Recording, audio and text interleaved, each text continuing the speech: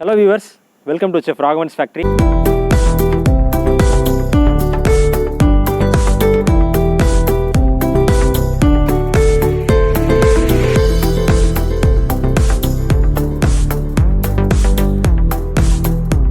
நிறைய பேரோட வீட்டில் வந்து குழந்தைங்களுக்கு பிடிச்ச ஒன்று வந்து இந்த காலிஃப்ளவர்.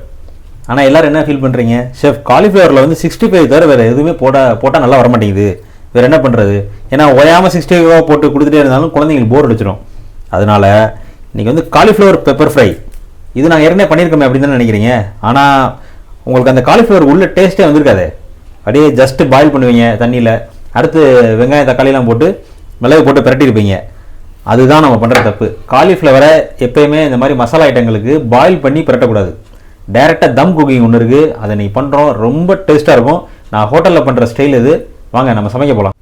என்னோட பழைய வீடியோவில் சொன்ன மாதிரியே காலிஃப்ளவரை இந்த மாதிரி ஒன்று போல் சைஸில் வெட்டி மஞ்சள் தண்ணியில் போட்டு கழுவிக்கோங்க. அப்போ தான் அந்த புழு இருந்துச்சுன்னா வெளியில் வந்துடும். அதை இப்போ நான் பண்ணிகிட்ருக்கேன். உப்பு மஞ்சள் பொடி போட்டு நல்லா இந்த மாதிரி கழுவிடுங்க. இப்போ தேவையான பொருள் என்னென்னு சொல்கிறேன், வாங்க பார்க்கலாம். ஒரு காலிஃப்ளவர் எடுத்திருக்கேன் இன்றைக்கி, ஒரு பூ, அதுக்கு ஒரு பெரிய வெங்காயம் போதும். இது சின்னதாக இருக்கலாம், நான் 2 எடுத்திருக்கேன். நீங்கள் ஒரே ஒரு பெரிய வெங்காயம் எடுத்துக்கோங்க. காரத்துக்கு ஒரு 2 பச்சை மிளகாய் போட்டால் போதும், ஏன்னா நம்ம மிளகு போட போகிறோம். அடுத்து கொஞ்சம் கருவேப்பிலை, அவ்வளோதான். இப்போது நான் ஏற்கனவே சொல்லியிருக்க மாதிரி மிளகு போடுற ப்ரிப்பரேஷன் எதுவாக இருந்தாலும் சரி, chicken pepper fry, mutton pepper fry, cauliflower pepper fry, எல்லாத்துக்குமே வந்து பச்சை மிளகாய் சேர்க்கணும். மிளகாத்தூள் போடவே கூடாது. நீங்கள் மிளகாத்தூளும் போட்டு மிளகும் போட்டிங்கன்னா டேஸ்ட் நல்லா இருக்காது. இப்போ இதை வச்சு கடுகு சீரகமாக தாளித்து நம்ம சமைக்க போகலாம். ஒரு பேனில் கொஞ்சமாக கடலெண்ணெய் ஊற்றிக்கோங்க. எண்ணெய் காஞ்ச உடனே கொஞ்சமாக கடுகு, கொஞ்சமாக சீரகம் போட்டுக்கோங்க, பச்சை மிளகாய், நறுக்கி வச்ச பெரிய வெங்காயம், கருவேப்பிலை லைட்டாக வதக்குங்க. அந்த வெங்காயம் வந்து ப்ரௌன் ஆக வேண்டாம்.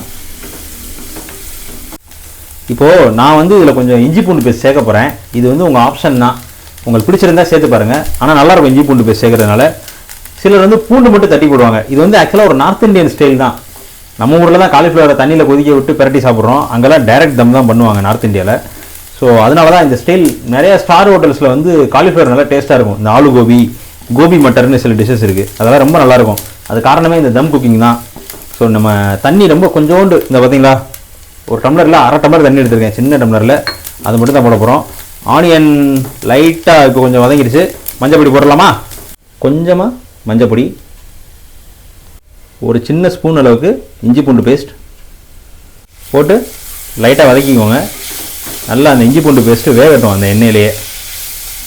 இப்போது அந்த இஞ்சி பூண்டு பேஸ்ட் நல்லா அந்த வெங்காயத்தோட நல்லா பிணைஞ்சிருச்சா?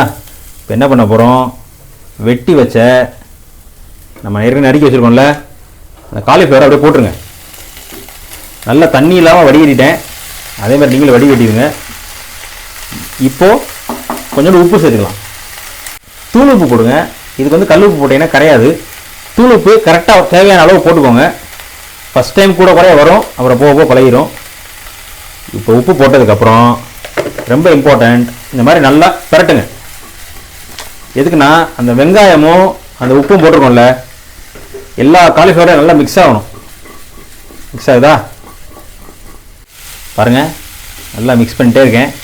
அந்த மஞ்சள் பொடி, அந்த வெங்காயம் எல்லா காலிஃப்ளவர்லேயும் படணும்.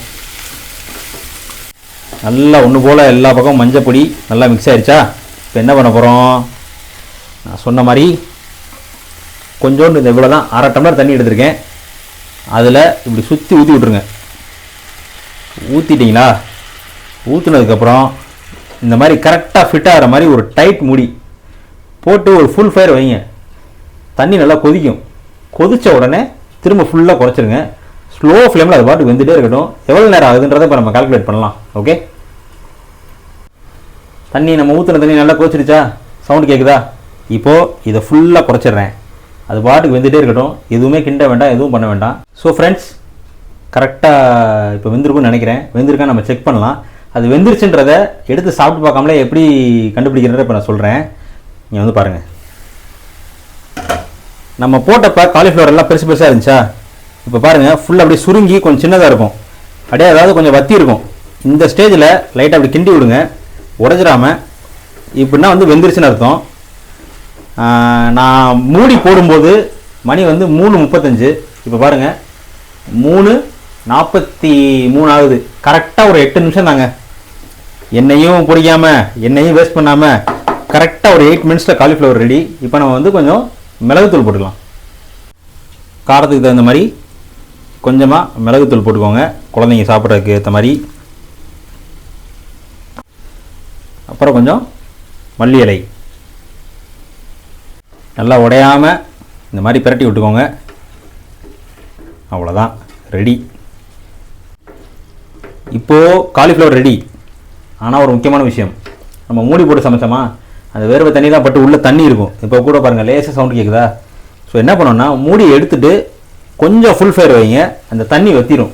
வற்றிடுச்சுன்னா நமக்கு ட்ரையாக இருக்கும். நீங்கள் லஞ்ச் பாக்ஸில் கொடுத்து விட்டாலும் மத்தியானம் வரைக்கும் குழந்தைங்க சாப்பிடும்போது கெட்டு போகாமல் இருக்கும். இந்த தண்ணியோடு கொடுத்துட்டிங்கன்னா சீக்கிரம் கெட்டு போகிறதுக்கு வாய்ப்பு இருக்குது. ஏன்னா நம்ம வெங்காயத்தையும் ப்ரௌன் ஆகலை, அந்த அவிஞ்ச தண்ணியும் உள்ளே இருந்துச்சுன்னு வச்சுக்கோங்களேன், காலிஃப்ளவர் வந்து கெட்டு போயிடும்.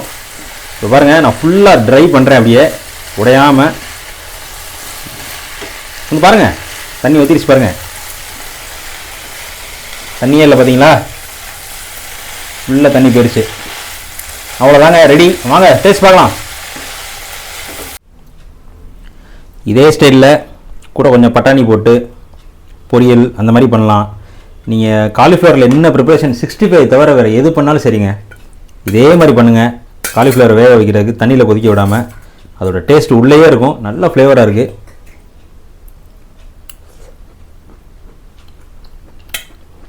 செம்ம சாஃப்டாக பாயிலாக இருக்குது. ஒரு தடவை 2 தடவை சின்ன சின்ன தப்பு பண்ணுவீங்க, உப்பு கூட போடுறது, கம்மியாக போடுறது, காரம் போடுறது.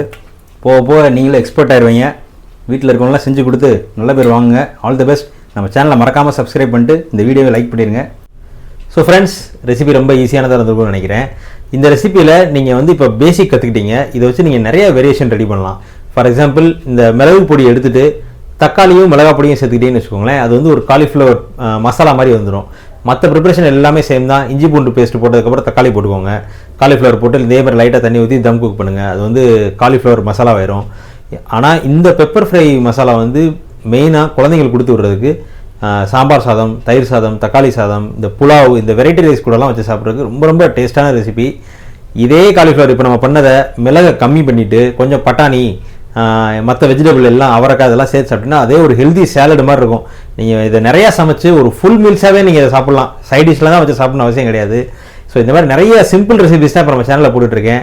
இதே மாதிரி ரெசிபிஸ் போடணுமா, இல்லை உங்களுக்கு பிடிச்ச மாதிரி சில ரெசிபி லிஸ்ட் வச்சுருக்கீங்கன்னா நம்ம கமெண்ட் செக்ஷனில் போடுங்க. எல்லா வீடியோவும் வரிசையாக உங்களுக்கு புரியுற மாதிரியே சூப்பராக போட்டே இருக்கேன்.